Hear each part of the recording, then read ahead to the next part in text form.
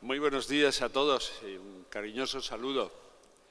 Este es un día especial para los voluntarios de Cáritas, que desde hace ya un tiempo pues vais viendo vuestros rostros y desde cada una de vuestras Cáritas vivís ese misterio del amor de Dios, que tiene siempre como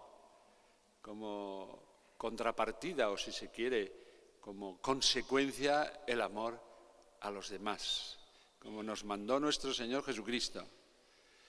Y aunque este amor o este mandato del Señor tiene que moldearse y amoldarse en parte a las situaciones concretas, siempre tiene como fin o tiene como algo que se consigue sentir alegría por ser cristiano y saber que nuestra vida no la podemos gastar solo para nosotros, sino que tenemos que salir hacia los demás y como Jesús encontrar o simplemente que nos encuentren, porque a veces damos menos de lo que nos dan.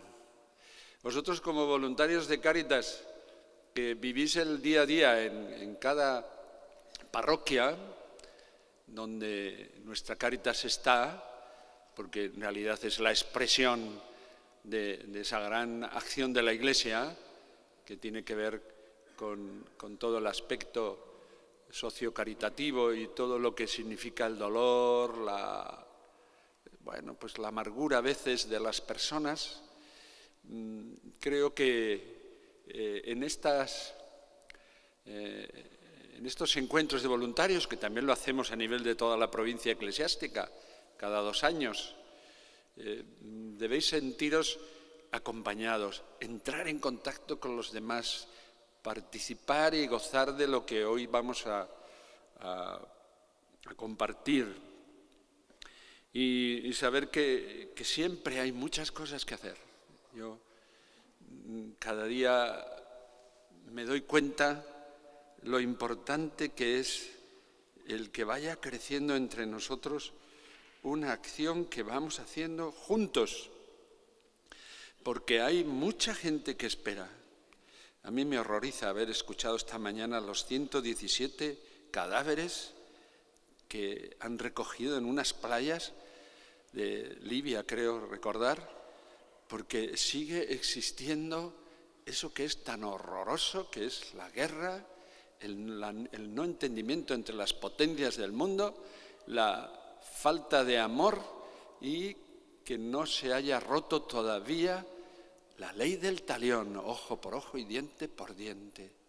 Y el sufrimiento y los rostros de las personas, sin que olvidemos a los que aquí tenemos, que también los conocemos y que también sabemos cuál es su situación, pues nos indiquen un camino. No queremos hacer nunca en Cáritas grandes teorías, queremos actuar y queremos decir lo que los humanos tenemos más profundo, que es el amor. Indudablemente eso está insuflado en nuestro caso como católicos por el amor de nuestro Señor Jesucristo. Y sentiros la Iglesia, sentiros la Iglesia. La Iglesia en este caso, en esta diócesis de Toledo, pero que tenemos un nexo con todas los demás cristianos del mundo y aún con todos los hombres y mujeres que quieren, pues que nuestra vida sea vivida de una manera sencilla y que no pues esté simplemente determinada por acciones que hacen mal a la humanidad. Bueno, el que esté entre nosotros alguien como la Madre Agnès Myriam de la Croix, carmelita, árabe, algunas veces os he dicho, cuidado, muchas veces pensamos que árabes es igual a yihadista, ¿no? Nuestros hermanos árabes cristianos desde el siglo I están en la tierra donde nació Jesús, en lo que llamamos el Medio Oriente. Y tienen un corazón y una capacidad, por un lado, de aceptar y sufrir, y por otro lado de decir qué es lo que puede salvarnos.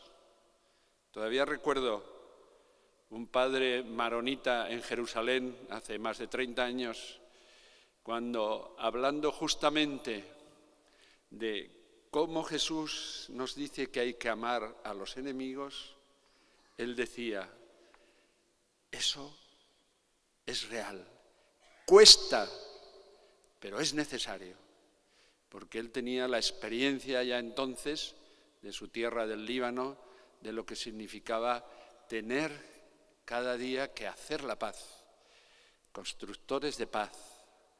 Bien, queridos amigos, hermanos, y que vamos a estar en este día pues juntos, disfrutad y vivid esta alegría de ser el corazón, las manos, los pies, la sensibilidad de nuestro Señor Jesucristo para con los más pobres, para todos aquellos que verdaderamente nos hacen ver que la vida es distinta y que no es fashion solamente, o que no se trata solamente de esa, pues esa manera de triunfar en la vida que al final deja el corazón vacío.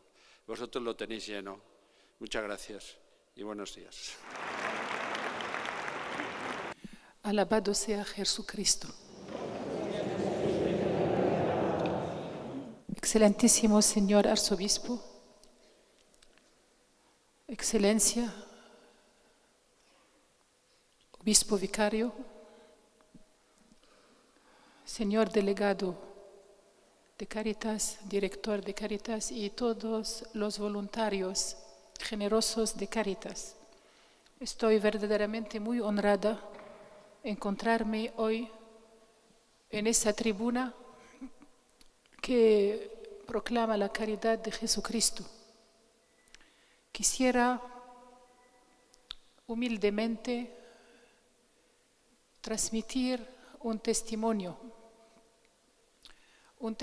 vivido en ese rincón del mundo que se llama el creciente fértil. Ese creciente fértil que va desde Persia hasta Egipto y que engloba a Israel, Jordania, Siria, Irak, el Líbano, es la cuna de las civilizaciones donde nació el hombre que le llaman Homo sapiens sapiens, desde 2000 años antes de Cristo. Ese creciente fértil ha visto surgir la revelación judío-cristiana. El monoteísmo, inspirado a Abraham, nuestro padre, que peregrinó de Ur de Caldea, pasando por Harán y llegando a la tierra de Canaán, la tierra santa, que fue la cuna de nuestro Señor Jesucristo. He llamado a esa región la reserva espiritual de la humanidad. Tendría que ser protegida como una reserva, cualquier reserva biológica o animalicia. Sin embargo, esa región es como un volcán siempre en ebullición, donde todos los principios sobre los que se basa la revelación judío-cristiana están todos los días pisoteados. Y la humanidad, en esa cuna de la humanidad, está todos los días violentada, asediada y matada. Lo que pasa en Siria no es que un eslabón de la terrible cadena de destrucción sistemática de esa región. no puedo decir que he encontrado la justificación de tales violencias. Hay muchas tesis, muchas versiones, pero hoy día lo que quiero transmitir es una visión cristiana del conflicto en Siria.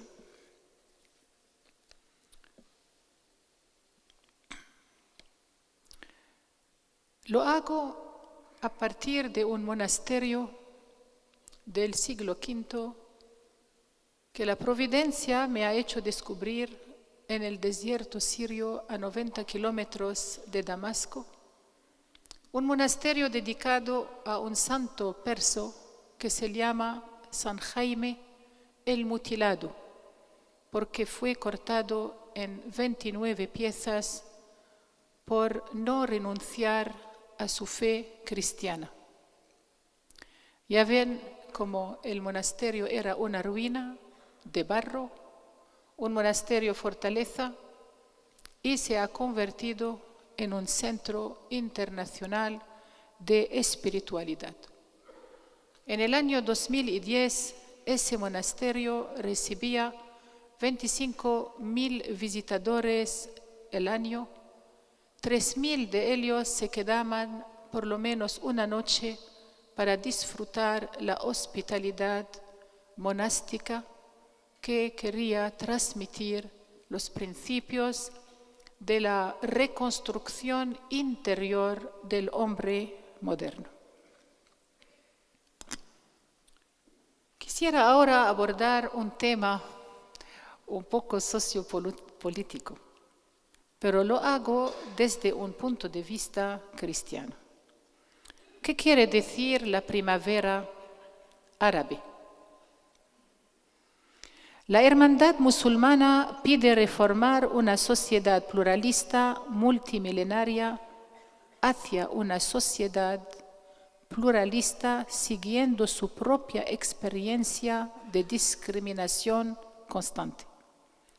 Para transformar una civilización antigua de más de 7.000 años en una islamizada democracia en la cual ellos nunca han manifestado ninguna empatía. Vemos aquí a la sociedad pluricultural siria antes de esa primavera. Libertad de culto y diversidad, congresos. Yo creo que el señor arzobispo estaba presente a ese congreso del centenario de San Pablo.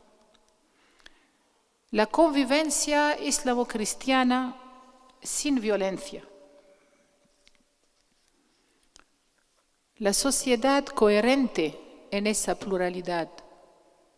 Jóvenes de varias confesiones viviendo juntas y demostrando juntas su afán de continuar a vivir en tolerancia y en amor recíproco. La mezquita de los Omeyadas, símbolo de esa convivencia, donde yace el cuerpo de San Juan Bautista, que está venerado por los cristianos y también por los musulmanes. Y nuestro Santo Papa, San Juan Pablo II, visitó a la mezquita de los Omeyyades en Damasco y rezó allí para la unidad del género humano. Era una visión de armonía, una visión de paz, juntas iglesias, mezquitas y también sinagogas. Y aquí ven la sinagoga de Jobar, que es la más vieja del mundo, anciana de 720 antes de Jesucristo. Y llegamos al 2011, la pesadilla. lo que yo he llamado confeccionando al caos. Ven, quieren quedarse unidos y por fuerza quieren derrumbar sus asientos y plataformas y hacer que irrumpe esa guerra atroz, esa sucia guerra. Siria, que es la cuna de la civilización, ha llegado a ser la más grande tragedia después de la Segunda Guerra Mundial. Quiero ahora mostrarles algunas imágenes del caos, la destrucción, la muerte, la agresión y también la desinformación, que es una manera de matar a la opinión pública. Los pobres hombres, mujeres y niños que han sido reclutados por el Estado Islámico también fueron víctimas utilizadas como proxies hasta que el imperio pueda enviar adentro sus grandes armas. Eso es como prólogo. Y tenéis que tener atención que los medios de comunicación no dicen siempre la verdad y no reflejan la realidad. La consecuencia del conflicto sirio, hasta ahora, 700.000 muertes, 15 millones de personas necesitadas, 8 millones desplazados dentro de Siria, 4 millones refugiados fuera de Siria, huérfanos, viudas, personas discapacitadas sin número. Ahora vamos a ver las destrucciones urbanas masivas, la sistemática destrucción de las infraestructuras y la destrucción de la herencia cultural. Fábricas, instalaciones de electricidad, hospitales, escuelas, museos, santuarios, monumentos. He aquí, por ejemplo, las imágenes apocalípticas de la ciudad de Homs. Aquí, antigua Homs, donde viven los cristianos. Suburbios, ciudades totalmente arrasadas.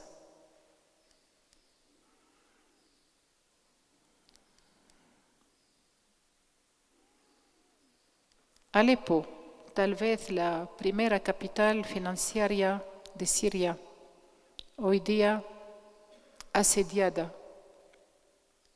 Hama, que ha llegado a ser como el ground zero.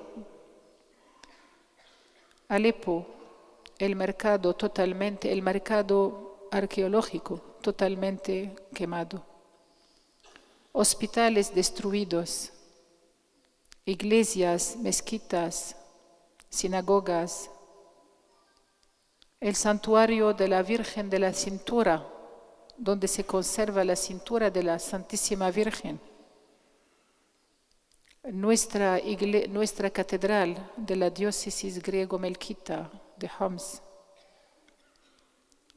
el monasterio de Santa Tecla, discípula de San Pablo, con la tumba de Santa Tecla totalmente profanada. Una visión de Mahlula, la aldea más antigua quizá de la cristiandad, pues sube a 3.000 años antes de Jesucristo. Allí se expresa en aramaico el lenguaje de Cristo. Ven un miembro de Jubhat al-Nusra, de Al-Qaeda, contento de masacrar a una imagen de la Virgen delante de las cámaras. La catedral maronita de Alepo, parcialmente quemada. La iglesia armena de San Kevork. Y ahora vemos la herencia cultural agredida. Antes de 2011, Alepo era la capital cultural de Siria y del mundo árabe. Después de la primavera árabe, es el caos y podemos ver el más grande hospital del Medio Oriente, Al-Kindi.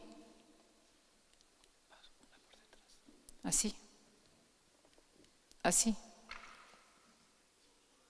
Capital cultural de Siria, ¿de acuerdo? Después, 2011, el caos. Antes y después de 2011, el más grande hospital del Medio Oriente, Al-Kindi, recibía más de 10.000 pacientes y fue totalmente dinamitado sin ninguna razón militar. La mezquita de los Omeyyad de Alepo, que data del siglo VII, antes y después, el minareto totalmente destruido y la mezquita quemada. Cada día se bombardea las zonas residenciales de Alepo. Ya verán cómo hemos visitado recientemente a los hospitales y hemos visto las víctimas, niños sin brazos y sin piernas, con un futuro totalmente destrozado. La ciudadela de Alepo antes y la ciudadela de Alepo después. Después. La fortaleza de los caballeros y hasta Palmira no fue respetada. Aquí tenéis los miembros del Estado Islámico machacando a las estatuas arqueológicas de Palmira y han matado, torturado, sin decir lo que le han hecho, el conservador de Palmira, un eximio experto en nabateo y en la civilización de palmireña. Hasta la Basílica de San Simeón Estilita, una de las más grandes basílicas de la cristiandad, es hoy día el centro de ejercicios de las mujeres del Estado Islámico, que se ejercen a sus tareas negras de disecación de los cuerpos de los pobres prisioneros del Estado Islámico. El anfiteatro de Bosra, en las manos de terroristas. Y las fronteras están siendo dibujadas, redibujadas. Siria, antes un país pluralista, está asediada por más de 250.000 terroristas que vienen de más de 100 países, y uno se pregunta cómo es posible que toda esa gente pase inapercibida en tantos aeropuertos y en tantos puntos de frontera.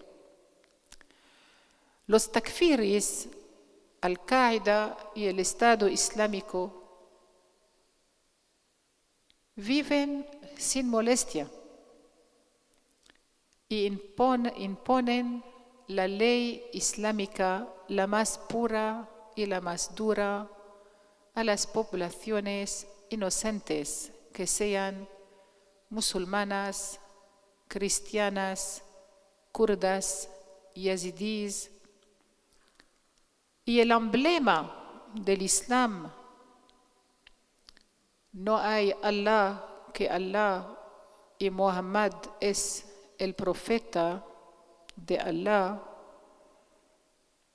es el medio para redibujar el creciente fértil y crear zonas de acción y de reacción para entrar en los conflictos culturales y confesionales predictos por Samuel Huntington en su libro El clash de las civilizaciones. ¿Cuántos inocentes han visto esas caravanas siniestras de la muerte cabalgando por el desierto y la llanura siria para sembrar el más negro del porvenir? El Estado Islámico tiene un nacimiento y un crecimiento misterioso. ¿Dónde estoy? Sí. Nadie llega a entender ese fenómeno. No es espontáneo. Es ajeno a la civilización siria, al genio sirio, que es una civilización inspirada de los Omeyyad, que luego vinieron aquí, a España. Su belicismo era restringido. ¿De dónde vienen y cómo han sido endoctrinados para seguir esa inclinación, esa cuesta? Es un misterio. Sus mujeres también han olvidado todo lo que tiene la mujer de dulzura, amor y maternidad. Sí.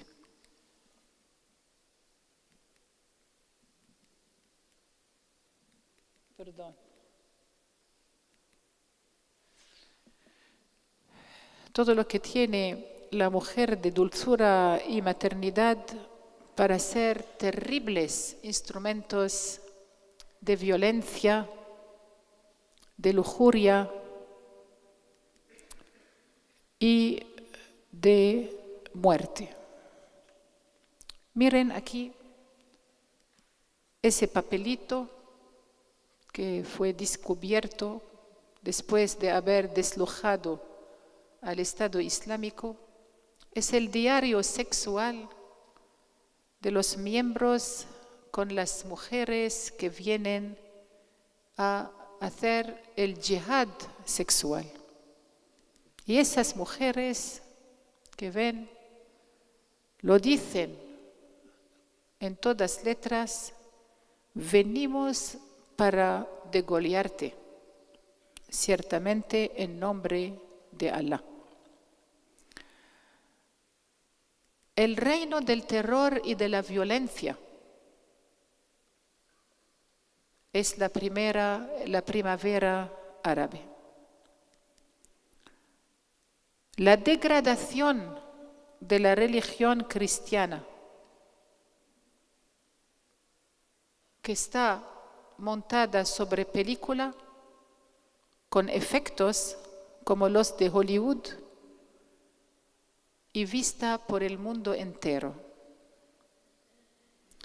No es la labor de personas incultas, de bárbaros islamistas.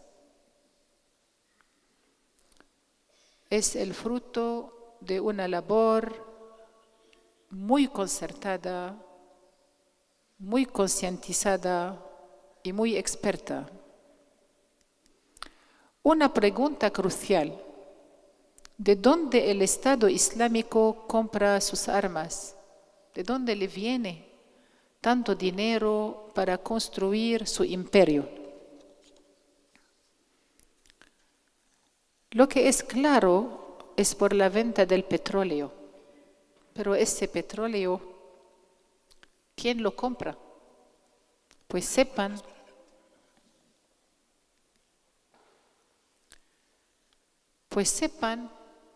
que el que compra el petróleo del Estado Islámico, que está construyendo la más negra de las civilizaciones, es la Unión Europea, que bloquea sin escrúpulos todos víveres, yendo a la población inocente entrapada en Siria, y compra sin vergüenza el petróleo del Estado Islámico, que eso le brinda millones de dólares cada amanecer. Y con esos millones de dólares va a comprar las armas muy sofisticadas con las que puede invadir más y más territorio, haciendo más y más víctimas. Ahora quisiera hacerles un poco conocer el rostro inhumano de desplazados y de refugiados.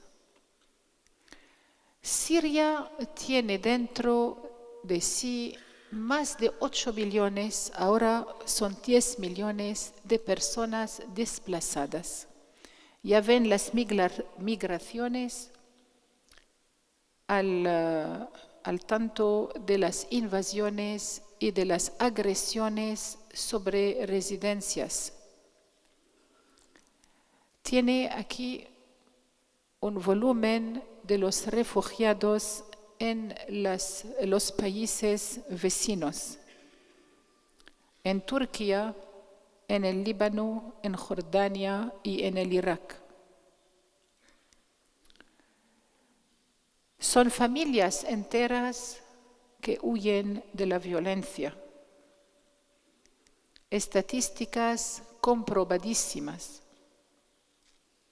Aquí tienen un montaje del campo palestinense de Yarmouk. Entre paréntesis, mi padre era un refugiado palestino de Nazaret. Y yo sé lo que una familia padece cuando está desarraigada de su lugar de origen. Yo no pude ver a los parientes, a mis tías, que una vez durante mi vida, cuando se abrió Amán para que las familias separadas pudieran encontrarse una vez. Ahora la tragedia de los cristianos. En Siria eran el 10%, 2.300.000 cristianos de diversas confesiones que fueron verdaderamente la cibla de la violencia. Porque ahora podemos decirlo, estábamos sospechando en los primeros días, pero ahora las cifras, la realidad, todo lo que aconteció nos hace concluir que la primavera árabe era para dislocar a la sociedad siria y hacer de ella un monosbloques que serán llenos de odio los unos hacia los otros. El factor cristiano impedía esa transformación. Porque los cristianos han sido siempre un factor de cohesión, un factor inclusivo, de pluralismo, de diversidad, de civilización, de pacificación, de reconciliación. ¿Dónde está el cristiano? Cristaliza la armonía. Y entonces había que desarraigar al cristianismo para que se pueda transformar a esas áreas en elementos de enfrentamiento perpetuo. La primera ejecución de ese programa fue en Homs. El 4 de febrero, el centro de Homs fue invadido por los entonces que se llamaban el Batallón del Farouk, rebeldes, amados, mimados por Occidente. El embajador de los Estados Unidos y el embajador de Francia habían visitado personalmente al jefe de ese batallón y les habían confirmado, adobado, de ser verdaderamente los heraldes de la lucha por la democracia en Siria. En ese febrero del 2012, el batallón de la democracia invadió el centro de Homs. Y yo tengo testimonios de familias rebeldes cristianas, es decir, que eran con la oposición porque creían en la democracia. Dicen que entraron en su casa barbudos para decirles: tenéis media hora para iros. Y es así que 80.000 cristianos fueron evacuados de esa zona en febrero de 2012. Cuando hemos hablado de eso, tratado de atraer la atención hasta de los responsables eclesiásticos occidentales, nos han mocado, nos han dicho que hablábamos así porque queríamos la perpetuación del régimen totalitario. Y hemos sufrido mucho de ese malentendido. Aquí verán zonas cristianas, total desolación, casas de cristianos que fueron asediadas, uno para atrás. Sí. Y pues esas familias en camino para el exilio, desplazadas esperando una acogida hipotética, que dependerán de las ayudas humanitarias, que harán cadenas de la precariedad. Ellos que nunca habían pedido ayuda, alquilarán casas de fortuna en otras ciudades y hasta allí la violencia ciega les seguirá, cosechando más muertos. 4.000 mártires cristianos y más de 1,5 millones de cristianos han huido ya de Siria, vaciando el creciente fértil de su componente pluralista, la plataforma de la evangelización, del diálogo intercivilizacionista y finalmente la esperanza que la humanidad no se vuelva a un nuevo barbarismo. La mayor crisis de refugiados en el mundo se desencadenó a partir de Siria. Y ya saben que esa crisis ha desbordado sobre Europa y no tiene solución. Vean las terribles ciudades campamento en los desiertos de Jordania e Irak,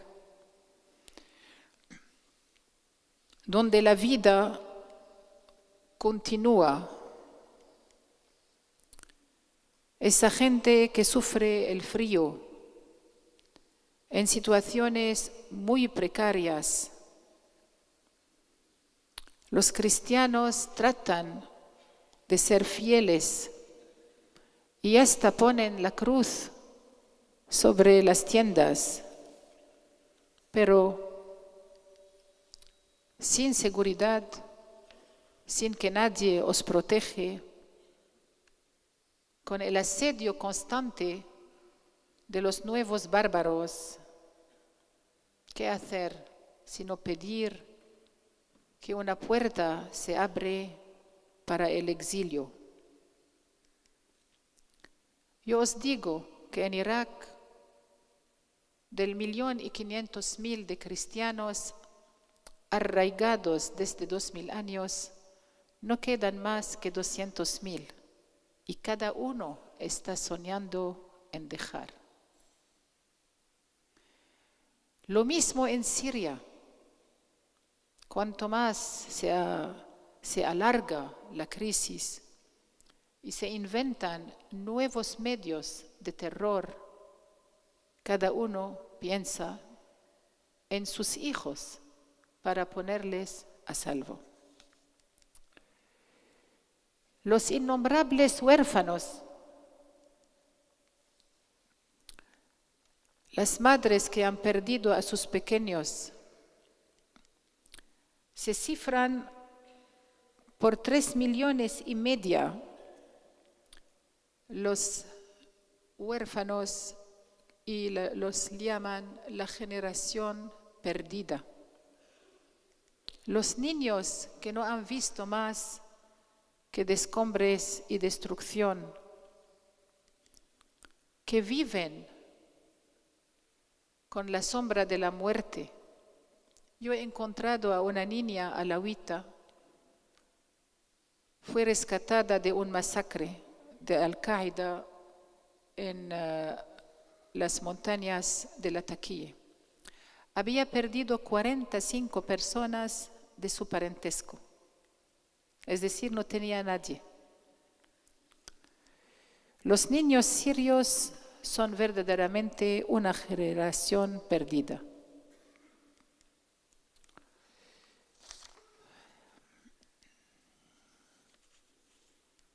Y cuando trabajamos con ellos, sonríen y son llenos de vida.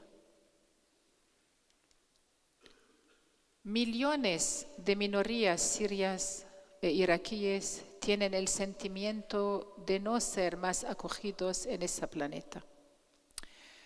Es muy raro, y esto lo tengo de testigos seguros.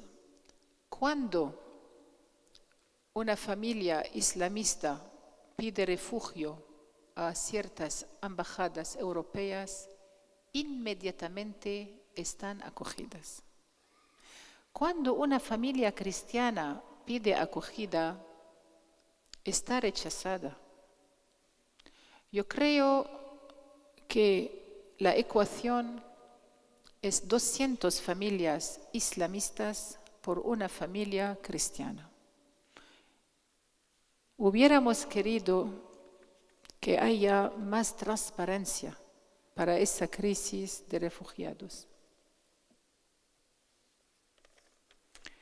La fe que los cristianos practicaban en esas regiones santas está a un paso de desaparecer.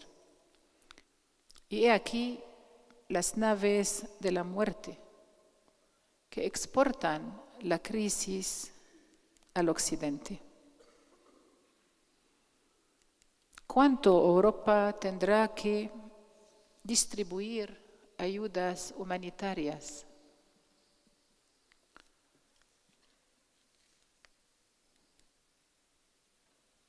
Y he aquí que de los países vecinos los refugiados llegan a las costas europeas y hay un grito silencioso. ¿Dónde estoy yo?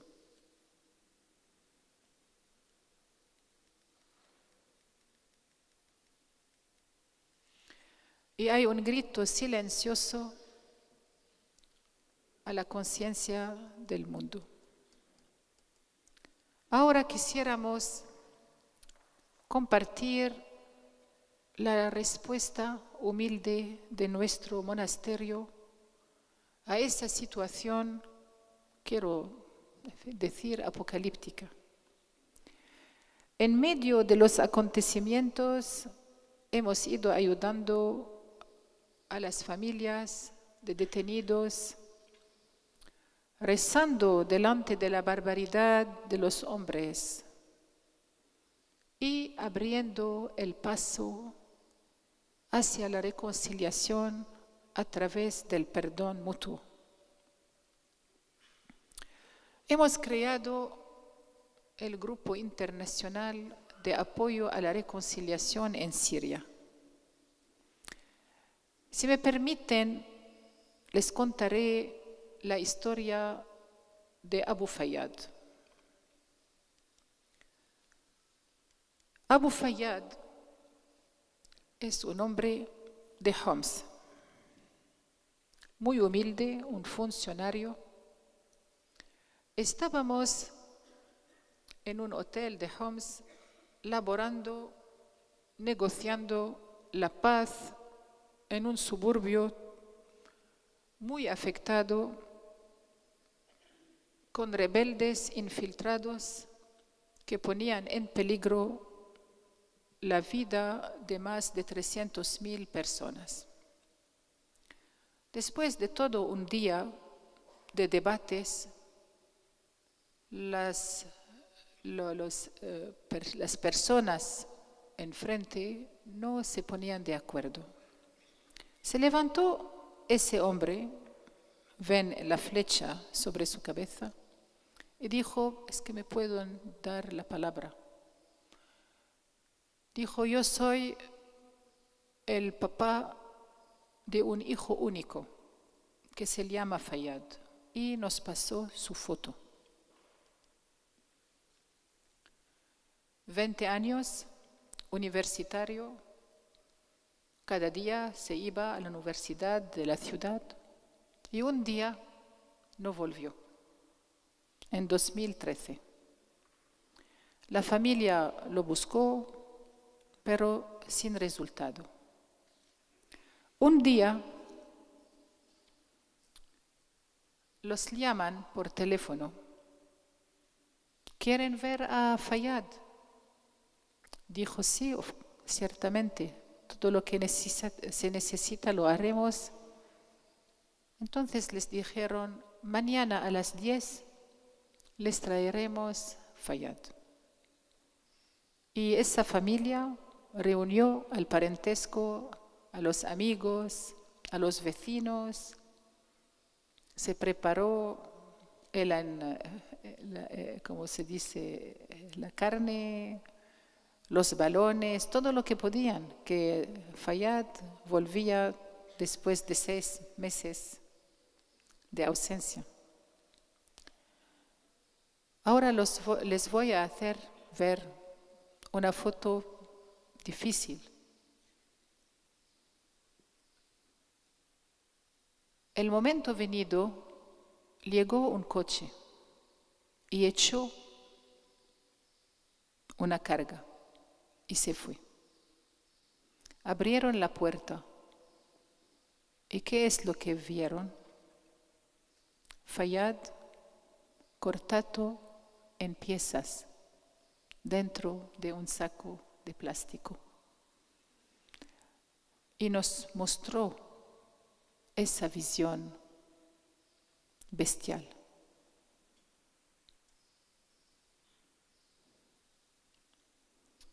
Y nos dijo, a ver, mi reacción, ¿qué sería? Tomar un pistoleo, una pistola y matarme. Dijo, yo he luchado durante una noche muy larga, pero he encontrado una vía de salvación y es de perdonar. Y nos dijo, por favor, hermanos y hermanas, perdonéis los unos a los otros para salvar a Siria. Ese hombre no era cristiano, pero yo he descubierto en él la llama pura del Espíritu Santo, que obra fuera de los contornos visibles de la Iglesia. Y lo he tomado como un modelo, porque más perdono no encontraré. Y ha cambiado también mi modo de ver, mi manera de reaccionar para los pequeños detalles de la vida y contradicciones de la vida. Hoy día estamos amigos, Abu Fayyad y yo, y lo considero como un maestro. Ven, esas son las bases de una reconciliación y es una visión cristiana.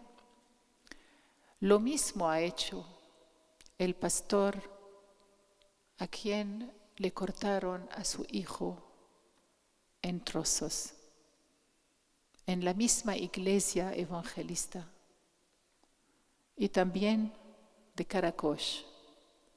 Y también es una visión de barbaridad. Un joven cortado en piezas. Pues el Grupo Internacional de Ayuda a la Reconciliación, ISTIM, International Musalaha, sí. El señor arzobispo llama mi atención que reconciliación en árabe es musalaha. ¿De acuerdo? Musalaha. Fue iniciado con la ayuda del Premio Nobel de la Paz católica Mairead Maguire, que leyó, yo no sé cómo, sobre la red, lo que hacíamos y lo que decíamos, y decidió espontáneamente de ayudarnos y de confortar nuestras posiciones públicamente. Escribió una carta para decir que ella apoyaba la manera de obrar del monasterio San Jaime y me invitó a Belfast y desde entonces trabajamos a un nivel muy alto. Así fuimos invitados con testigos de la reconciliación a Ginebra, al Palacio de las Naciones Unidas, para testimoniar que la reconciliación es una tercera vía.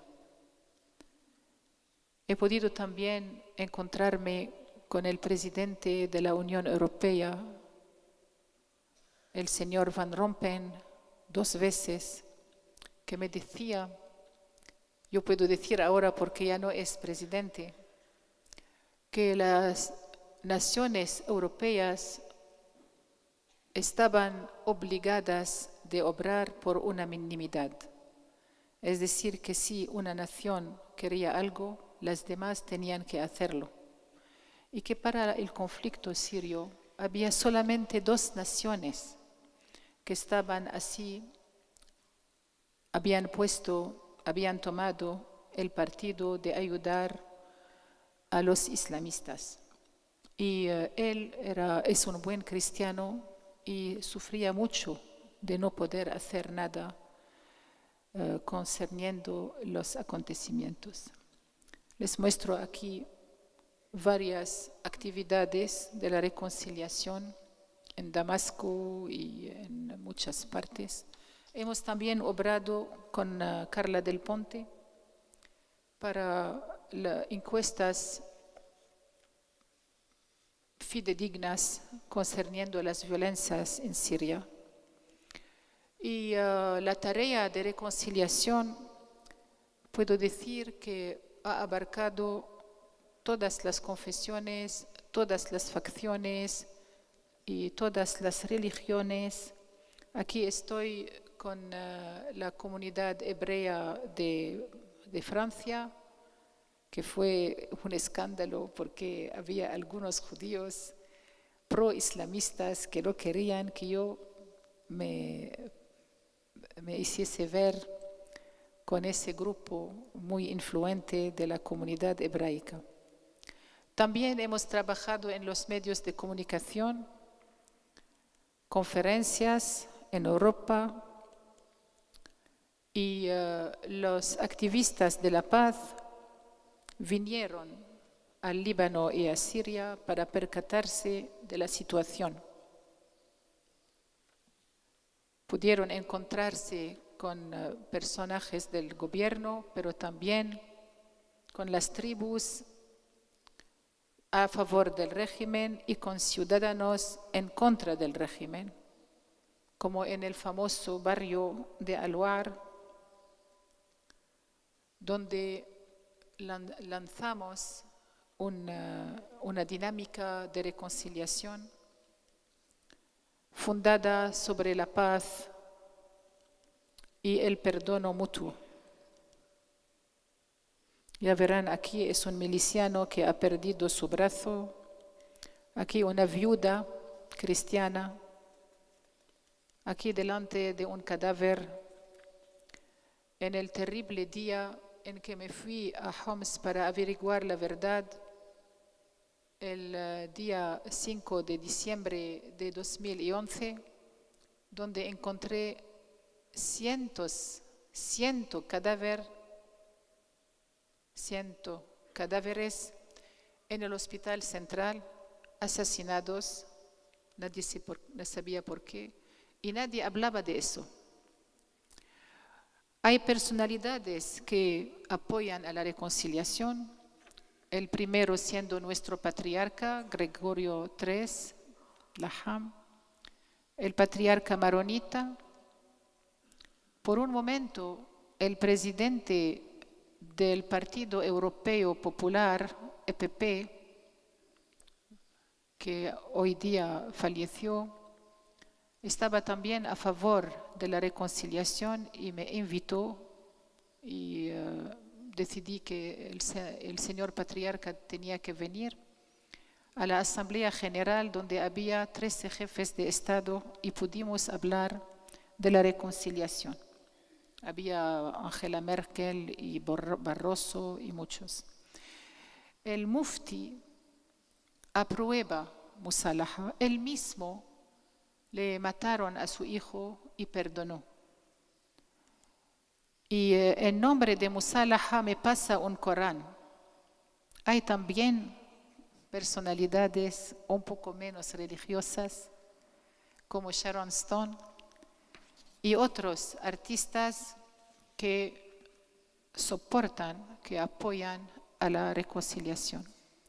Aquí con el Dalai Lama y Lech Walesa en Polonia, el premio Nobel Mohamed Yunus, y Lech Walesa se dedica, porque es un premio Nobel, a hacer lo que puede para hacer cambiar los gobiernos de su manera de hacer belicosa.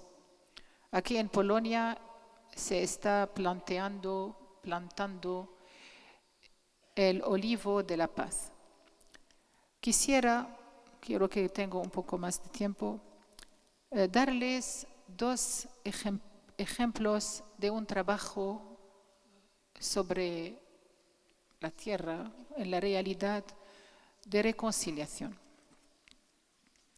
El primero, que fue un momento difícil, fue la evacuación de la población civil del barrio de la ciudad de Mohaddamiyya una ciudad de oponentes asediadas por las fuerzas del gobierno. Muaddamiyya está dividida en dos, una parte alawita y una parte sunita.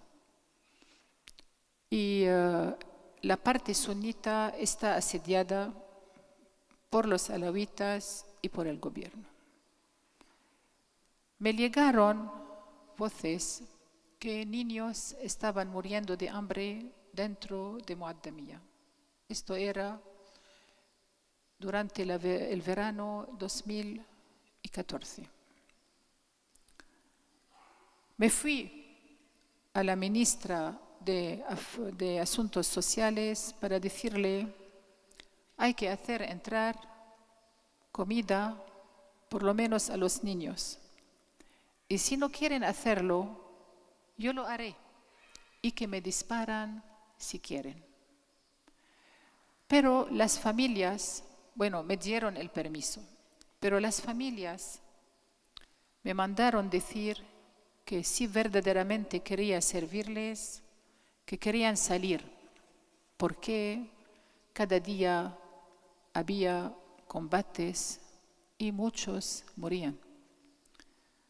También obtuve el permiso, pero me dieron total responsabilidad para negociar a ver si los islamistas dejaran salir a esa población.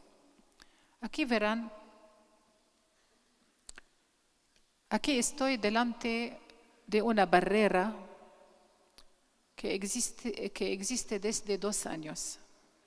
Detrás de la barrera hay una carretera de 1 kilómetro con 12 francotiradores que matan a cualquier cosa que se mueve.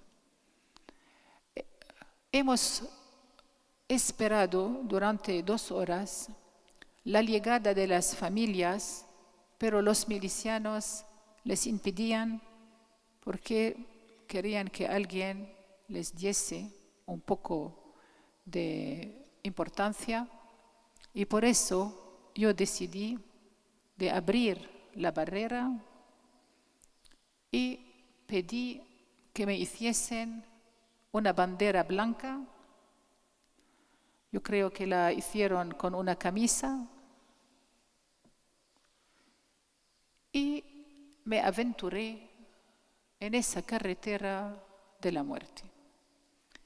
La hermana Carmel, mi asistente, me decía: eres loca. Y yo le decía: mire, hay millares de personas allá que se mueren, vamos a tener confianza en el Espíritu Santo. Y la hermana Carmel me siguió, y me siguió también nuestro mediador, una persona de Muaddamiyya, pero que podía hacer la navegación entre la ciudad y fuera. Y aquí llegamos a una antigua fábrica y estamos con los rebeldes, muy contentos de ver a religiosas que les sonríen y que no tienen miedo de ellos. Andando me encuentro con las primeras mujeres de una delgadez característica y empiezo a llorar. Y los milicianos me llevan a su KGB, a su centro de operaciones, y quieren fotografiarse con nosotras. Ese es de Jubhat al-Nusra, un joven de Al-Qaeda, y aquí tienen también los símbolos del Estado Islámico y de otras facciones, uno siendo un herido de guerra, y todos muy contentos que la religiosa no tenga miedo de ellos. Después, esos jóvenes me dijeron que habían sonreído por primera vez desde 2 años. Pero lo que pasó es que esas fuerzas rebeldes son muy divididas y había facciones más fundamentales que otras. Esos rebeldes querían confiarnos sus esposas e hijas o hijos, mientras que los otros querían apoderarse de nosotros y pasarnos al tribunal islámico para que confesamos el Islam o bien seamos degolladas. Y hubo una lucha armada en esa misma habitación y hubo también un milagro, y es que a un momento entró un miliciano muy agresivo con una pistola y la puso sobre la cabeza del mediador, y nosotras estábamos verdaderamente rezando, y me acuerdo que decía la hermana Carmel: vamos a invocar el santo nombre de Jesucristo, porque dice San Pedro que por ese nombre todo se arrodilla. Ese mismo miliciano nos vino a ver una semana más tarde para decirnos que la pistola estaba llena de bullete y que él había disparado, pero que el bullete no había salido. Y así fue preservada la vida de ese mediador. Aquí, gracias a Dios, la lucha se terminó con la prevalencia de ese líder que nos confía a sus hijas, nos hacen comer de olivos como signo de la paz, y estamos aquí saliendo con los niños de los rebeldes y empiezan las ayudas humanitarias a llegar, y esa aventura se termina con la evacuación de 6.500 mujeres, niños y ancianos, y yo creo es la mayor en la historia del conflicto sirio.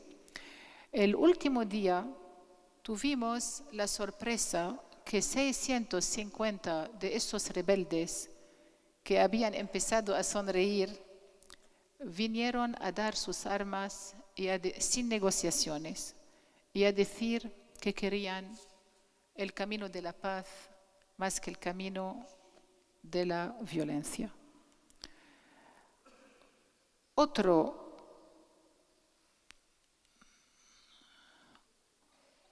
Otra realización de la tarea de reconciliación, yo creo que es profética y que podría ser como un ejemplo para la crisis de los refugiados en Europa, es trabajar con los refugiados sirios si quieren volver a su propio país. Y eso lo hemos hecho con los habitantes de nuestra aldea de Kara y de los pueblos vecinos que me pidieron ayudarles a trasladarse del Líbano a Siria contra el grado del gobierno sirio, que no los quería porque eran más o menos rebeldes, y también contra el grado del gobierno libanés.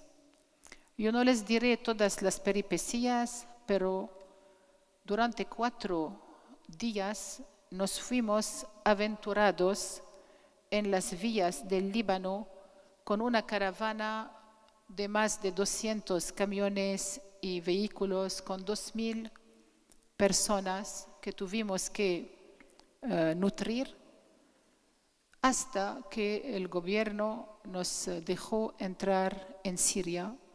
Y esos que entraron son un factor de cohesión y no de rebelión actualmente en sus aldeas originales, y estamos trabajando con agencias para hacer un poco de desarrollo y ayudarles en toda clase de ayudas. Termino para mostrarles lo que hacemos porque sois voluntarios. La ayuda humanitaria para Siria, y que viene de muchas naciones. Trabajamos a veces con países, aquí con el Parlamento italiano, el gobierno holandés también ayuda mucho. Trabajamos en campamentos, trabajamos en centros de refugiados y de desplazados, en la educación, también con los cristianos en los monasterios donde se han desplazado las familias cristianas en las aldeas del Líbano, yo no sé dónde estoy, con las agencias de las Naciones Unidas y distribuimos ayuda, nos llegan contenedores de muchos países y nos hemos destacado en una alternativa al sistema hospitalario destruido en Siria. La alternativa que hemos propuesto son hospitales móviles. Y el hospital móvil corremos un proyecto en Alepo, en Daraa, en Idlib y en Homs. Son contenedores que tienen todo lo necesario para hacer las operaciones. También con voluntarios, más de 150 voluntarios por toda Siria y con el Crescente Rojo. A un cristiano se llama el Crescente Rojo. Damos también sesiones de formación y trabajamos mucho con los discapacitados. Lo verán luego. Yo quiero subrayar la última gran acción que hemos dirigido, que era el convoy de Alepo, 400 toneladas de ayudas humanitarias con un hospital y una ambulancia. Eran más de 26 camiones y fue una limosna de las madres aquí de Talavera de la Reina que pagó una parte del convoy, quiero decir, del transporte. Y Alepo nos fuimos a distribuir en zonas muy peligrosas, apenas liberadas del Estado Islámico. Hoy día fueron de nuevo reconquistadas por Al-Qaeda, aquí donde estamos distribuyendo. Aquí con la mujer, esta se quedó durante la instalación del Estado Islámico y nos cuenta lo que ha visto.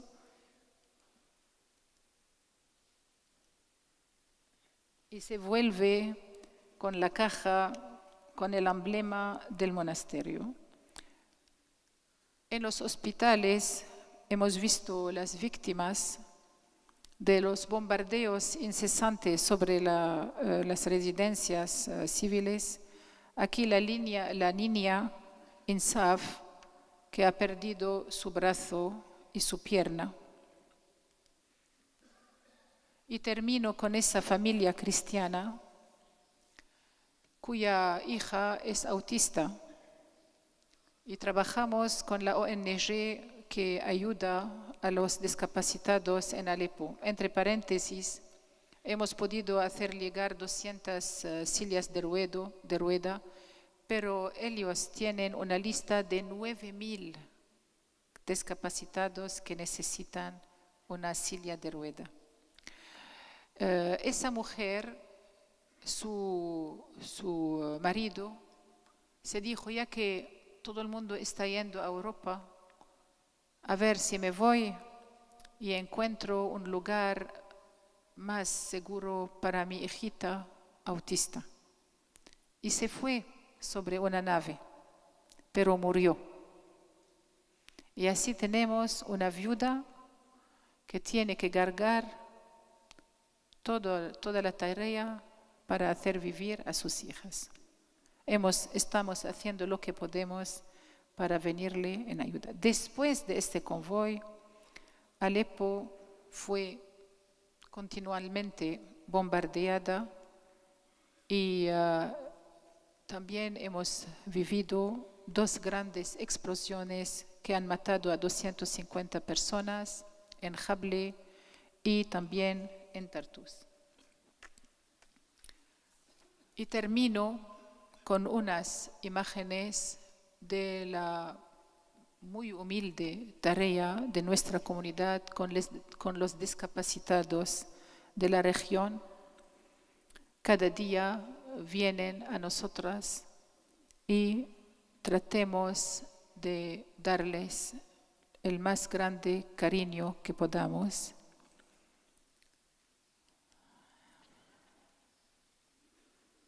Y con eso